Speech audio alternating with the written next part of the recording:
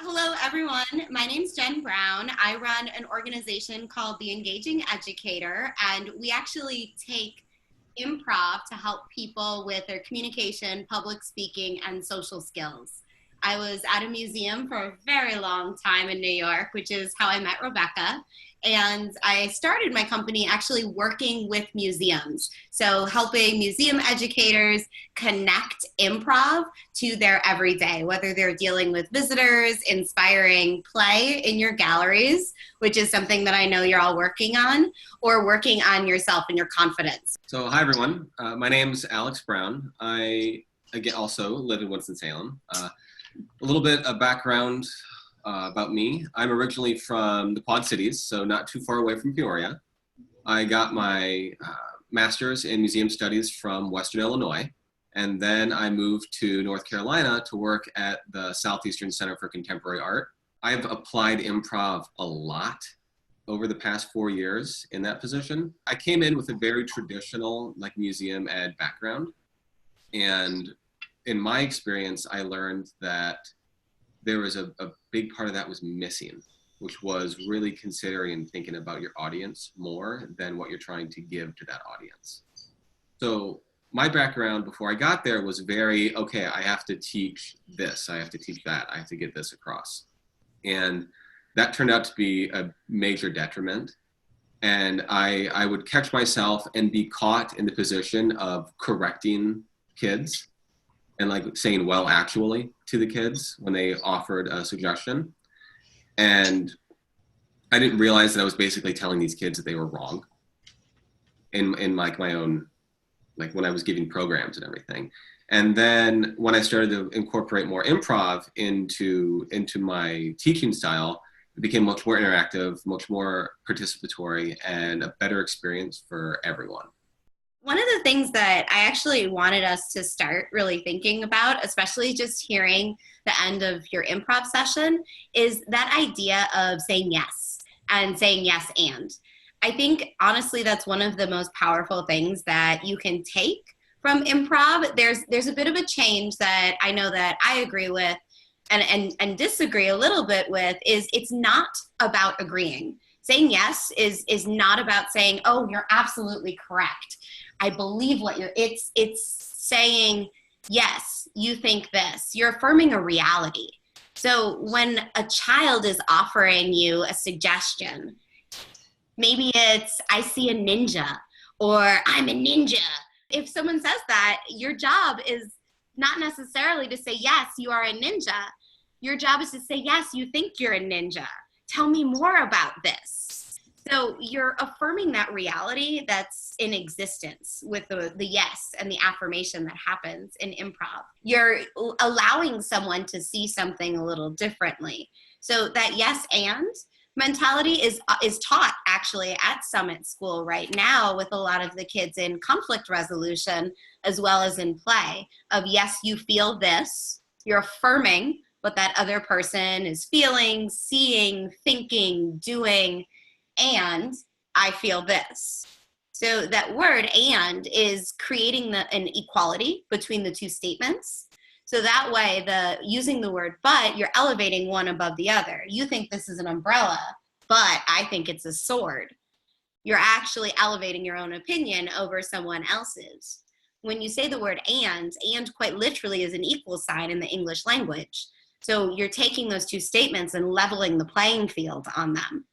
And in that sense, when you're both observing play with kids, you've got this creative world happening in front of you, and even hearing some kind of oh, but I think it's this, but I think it's this. Having that, well, can it be both? Can you give it both? Can it be Batman and Catwoman?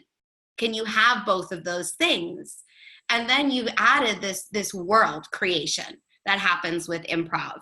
A little bit I heard about improv is a few different things they were listing. Always agree, always, make strong characters. You can't often be a strong character if that's not your personality. I'm a big proponent of if you don't want to pretend to be someone else when you're in the galleries or in the museum, you don't have to be. At the same time, when you see that happening helping create that world for those kids. You don't have to take the strong character. You can see these two kids maybe even battling it out in their strong characters, as children generally are, and young children. And what supplements can you add to it? What can you add to make the storyline go further? So if you're in the galleries, then seeing two kids maybe having a disagreement, what aspect can you add? Not as like a primary character, not as a really strong character that takes focus. How can you level that playing field and create this larger world that exists? It's about a structure that you're creating. And I'll lend that on to you with Summit with structure. So a few things about like the idea of having a structure to play within. So I've learned this over the years, and this is something that Jen initially introduced me to. And it's really the idea that too many options is crippling, and you need to have a structure to play within. That's one aspect of it, is the time aspect. The other aspect is when you limit the materials and build a structure to play within, you encourage more creativity.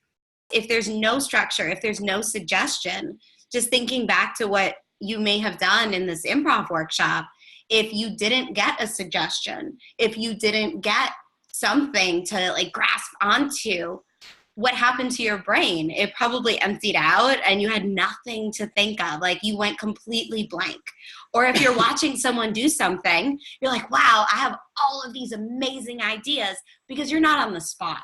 So you have all of these amazing ideas over here, but when you're up there, when you're in the moment, when it's your choice to come up with that amazing idea to play with, you have nothing because there's nothing to grab onto.